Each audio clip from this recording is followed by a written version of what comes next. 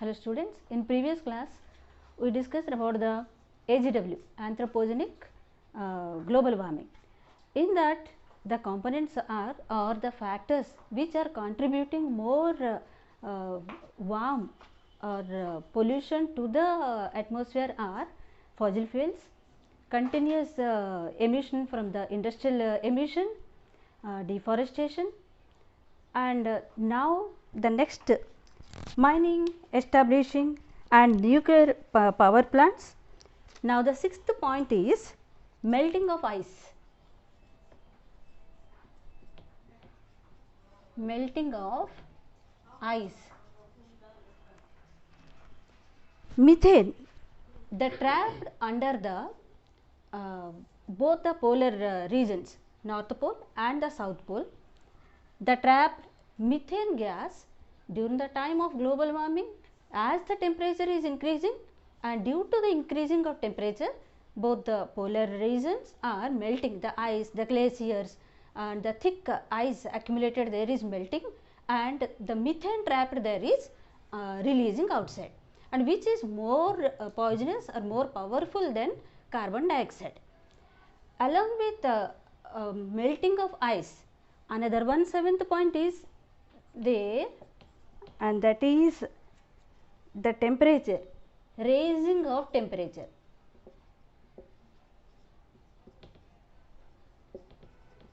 Not only the ice is melting and the trapped methane is releasing outside, but along with raising temperature, if it would continue, if the emission of the factories and if the pollution is continuously is going on, if the temperature is raising, and in future if it raise 2 degrees Celsius, average temperature 2 degrees Celsius, then the ice of both the polar regions is going to be melt, and melting of ice leads to submerging of land part. For example, already in first lesson you have read, and here the islands, the last point which is called Indira Point, the island, the last island already submerged during the time of 2004 tsunami, and that is due to the raising of temperature. And now not only Indira Point, many more islands are submerging. So now it is the high time each and everyone to think over related to anthropogenic global warming, anthropogenic, which is known as man-made, human activities, due to human activities.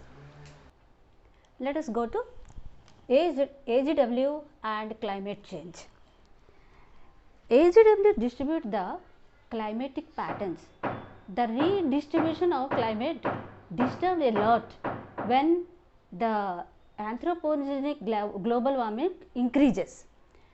One organization which is called IPCC, Intergovernmental Panel on Climatic Change, 195 countries joined in that conference, and it held many times, and the last one is, the last and latest one is taken place in Warsaw in Poland in 2030. Though 195 countries, delegate countries joined in that conferences, but though no use and no decision has been taken and no agreement was done there regarding the AGW. Similarly, another one conference which we call as COP21, and in COP21, and which took place or held at Paris in 2015, and all the 195 countries members joined in that conference also, but in vain. The main aim of these two organizations were to reduce the AGW, the day by day increasing of the pollution, at the same time the temperature, day by day increasing temperature. Another one very important issue related to this COP21 and IPCC in that conferences, as both of that conferences were no use and no decision has been taken, the main reason is developed countries, they argue that the developing countries should reduce their usage of fossil fuels and establishing of industries and not to cut down the forests, as it is increasing the temperature day by day and leading to AGW.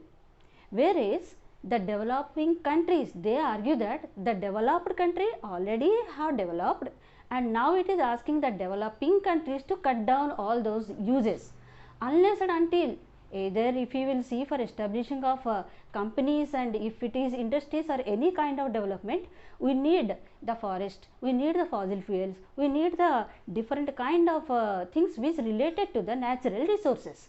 So it is an argument in between the developed countries and the developing countries, where no country is ready to sacrifice and no country is ready to go for an agreement to reduce the AGW. The next topic of the lesson is deforestation.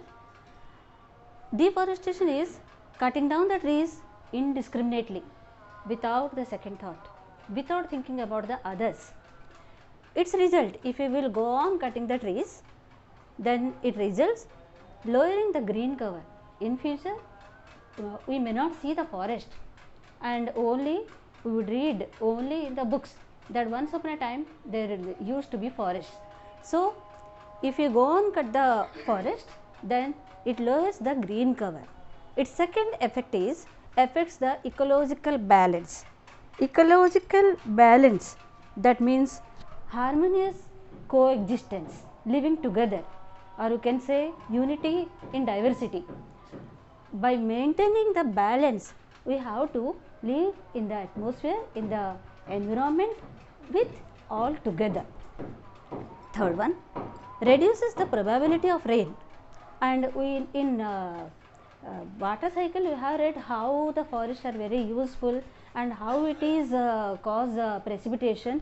So if there is no forest, probability, chances are there for no rain at all, and maybe there arid regions are going to be created. Maybe in future you could see many deserts. Fourth one, increases the soil erosion, that is displacement. Soil erosion means displacement of the upper layer of the soil.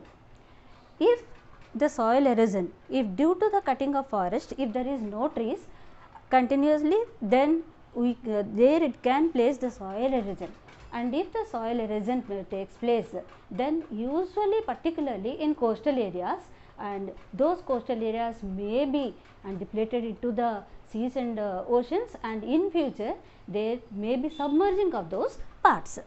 Fifth one, affects the sustainability of green cover, that is sustainability. Its meaning is to meet the present needs without compromise. That means today we wanted to live without any compromise, as if you will go on using everything today without thinking of the next generation, then maybe they won't get anything. They don't know what is the forest, they don't know what is the rain, and artificially they have to live, or they may not live also. So sustainability, we have to think about ourselves at the same time to the next generation also. Then only we can see in the next generation also, our next generation also, they could see the green cover or forests. Then the next one, increases the temperature. If there is no forest, if you go on cutting cut the forest and cutting down the forest, then in future and now also, due to that only the AGW, anthropogenic global warming, day by day the temperature is increasing. If the temperature increases, many kind of problems we have to face. And temperature, already we have discussed about that. If the temperature is go on increasing, then if average temperature 2 degrees centigrades of temperature, if in average temperature is increasing, then the melting of ice may leads to submerge the land part, and that is a very difficult, and we cannot imagine even that. So it is now a need and compulsory for each and everyone to reduce the temperature. Last one, increases the pollution, and we know very well, and we breathe in oxygen and breathe out carbon dioxide, whereas the plants, the forest, the trees, they breathe in carbon dioxide and they breathe out the oxygen. And once you imagine, if there is no forest at all, what is about this carbon dioxide which are breathing out, and about the pollution, the emission, and this is due to forest, and up to some extent of pollution we could check. But if there is no forest at all, and there is no chance of surviving. The other effect would be on rainfall. It leads to greater imbalances, and whereas some places they may get over rainfall, and in some places they may not get, or there will be a drought. That is the reason of result of AGW, and the AGW which leads to sometimes El Nino, sometimes La Nina. El Nino, La Nina, just opposite. Now you see, let me draw just a rough figure of world, particularly Pacific Ocean, and if you will see this side, the ending part of Asia, and here it is Australia, Indonesian islands, and if you will come to this side, North America, South America, here Pacific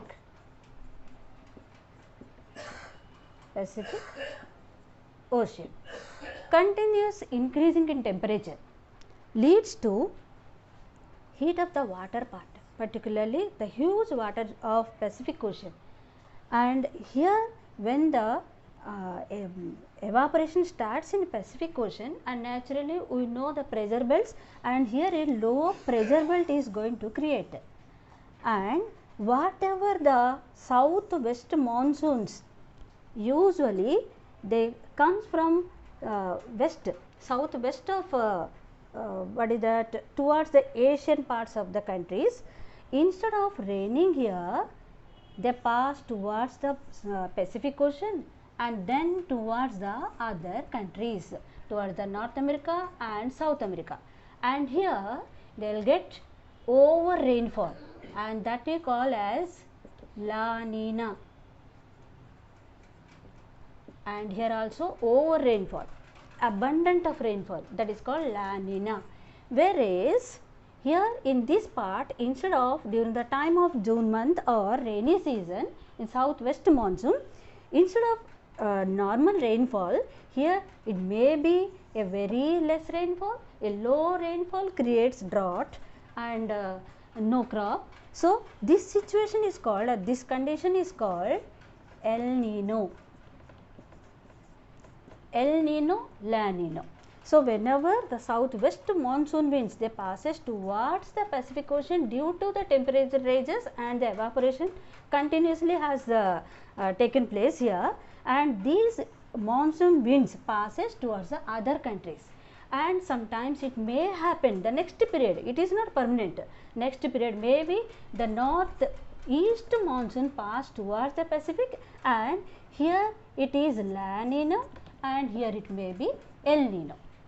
This is due to AGW, anthropogenic global warming.